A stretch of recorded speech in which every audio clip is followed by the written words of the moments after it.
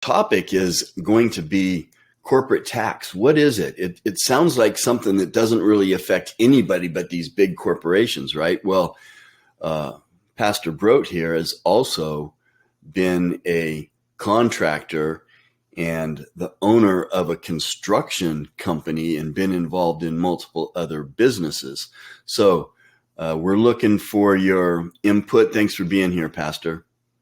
Thank you. Glad to be here today. All right. So the first thing I'll say, there's so much to say about this. But first, look, I don't get political on my channels. I own health clubs, and I have another YouTube channel. It's called Vitality and Wellness. I don't get political on it, and I don't care about, Democrats and Republicans. What I care about is wise economic policies. Why do I care about wise economic policies? I own businesses.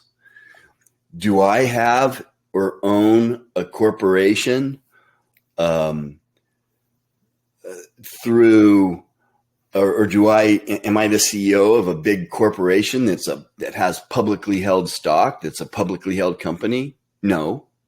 But do I own a corporation? Yes.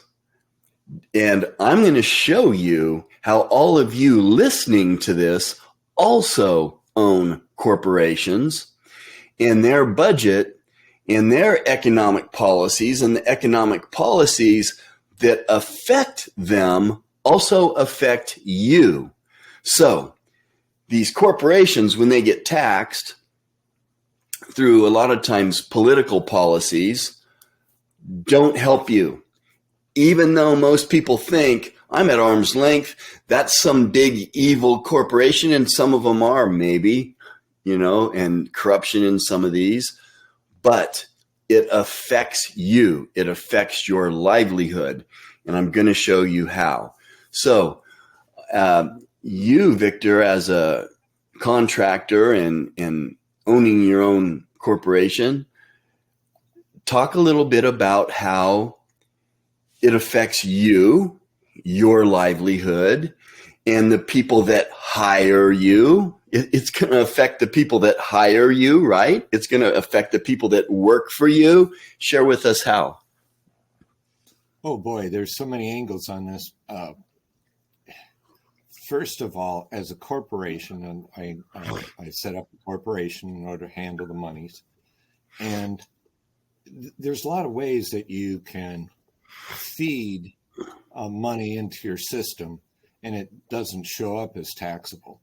So you go around it, but tax is an expense, and so you have to consider how you put your team together. And the more expenses you have putting pressure on you, the less likely you are to hire a second and third, fourth, fifth person. You have to make a profit. You're not there to fall into poverty. You're there to make a profit.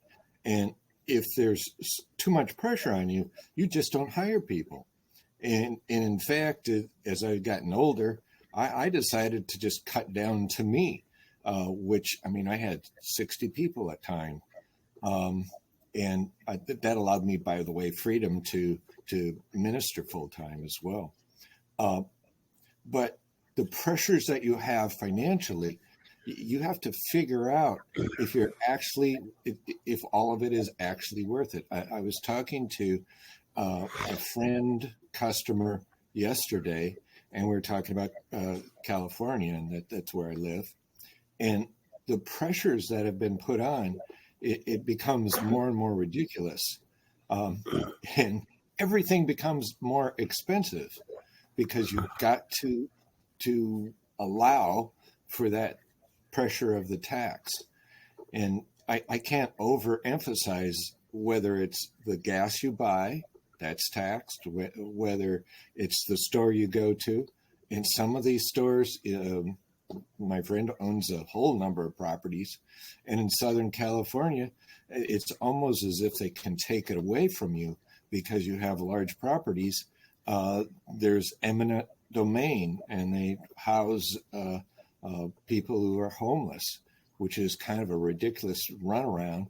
But the average larger investor has to worry about that. So it puts pressure on every direction. So you don't get the money if your finance, if your retirement, if your other programs shrink and shrink and shrink. Of course, you're not going to get any value for your efforts. And whether it's a company that you work for or a situation that you work in, it drains everything. And that's what I see as if we figured out the percentage of taxes and how they hit us from every direction, you're taxed on your car, and then you're taxed on your income, you're taxed on the things. I mean, here in Southern California, even to go on some roads, it's another kind of sideways tax. So you pay for the road with your general tax, then you pay to be on the road with the fees. It's as if it just piles on greater and greater and greater, and it sucks the life out of you. And quite frankly, I decided to cut down the size of my business because it just wasn't worth it. I would just, pay me, and that's it. And I don't have to pay all the other things that go into having an employee.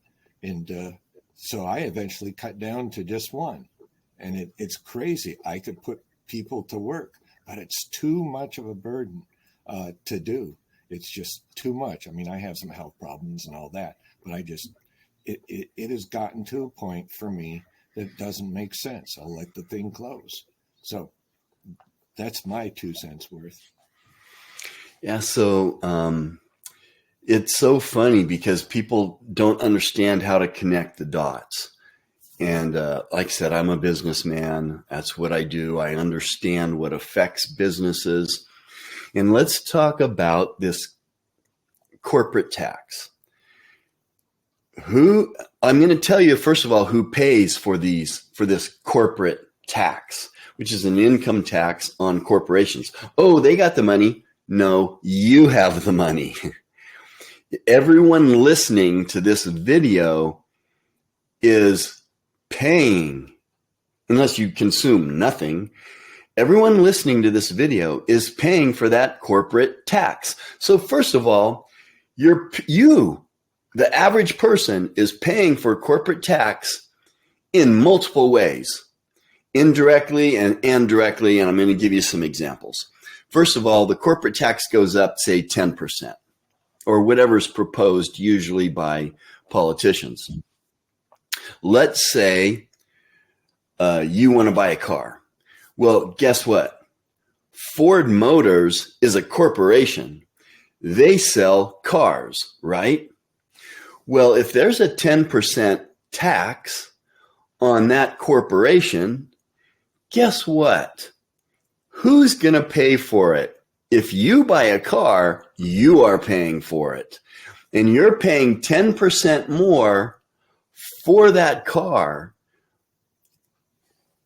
It's a tax because Ford has to cover their expenses, their operational expenses. They have to cover that. They have to cover their employees. They have to cover their taxes. They have to cover everything. So the consumer, you pay for it. That's just how it works. So you're paying for the corporate tax. You can call it directly or indirectly, but let's talk about who owns corporations. Who owns Ford Motor Company? Who owns Chevrolet? Who owns Walmart? You, a lot of you. And if not you, your neighbors. Your neighbors own Walmart. And your neighbors pay for the tax that Walmart gets charged also in the form of groceries or whatever you buy at Walmart. You are paying for it. You're also paying for inflation because as the dollar dilutes, inflation goes up. That is a tax. That is a tax on the average person. And I've done other videos on that. So, but you say, Steve, I don't own any stock. I don't own any of these corporations. Do you have a pension? Do you have a retirement plan of any type? Do you work for the state where you live? Do you work for the federal government? Do you have a pension? Are you a school teacher? My dad was a lifelong school teacher, and now he has a pension. That's what he lives off of. That's all he lives off of. My dad never bought a stock, never owned any stock. But does he pay for the corporate tax? Absolutely. Because he has a pension. Where do you think that pension comes from? It comes from investments in corporations. So my dad, who's never owned a stock, who has never directly owned a corporation in the form of stock, owns corporations through his pension, because his pension, what he gets paid every month, they have to invest. They invest in corporations, multiple corporations across the spectrum, mutual funds, and all those things. They all own corporations. So the point I wanted to make with this video is, don't think, and if you want to pay more taxes, that's fine. And if you think that is a benefit to you, that's fine. But that corporate tax is also paid for by us, by average people, the average person on the street, your neighbor, because now we can't earn as much. The corporation has to pay taxes, a higher tax form, so they don't pay us as much when we work for a corporation. And they lay people off. They shut down Walmarts or grocery stores or whatever because they can't afford it, because they're paying taxes, so they have to cut back. Who pays for that? You and me, the people listening to this. So I could go on and on and on, but we're the ones that pay for it. There's no such thing as a magic tax that some nobody has to pay for. It doesn't exist. So those are my last thoughts. Pastor, appreciate your thoughts on this, and coming from experience of owning a business and how you do it now. That's very interesting. You make it simple, right? Yeah. All right. Well, as always, we appreciate your input, and we will see you next time. All right.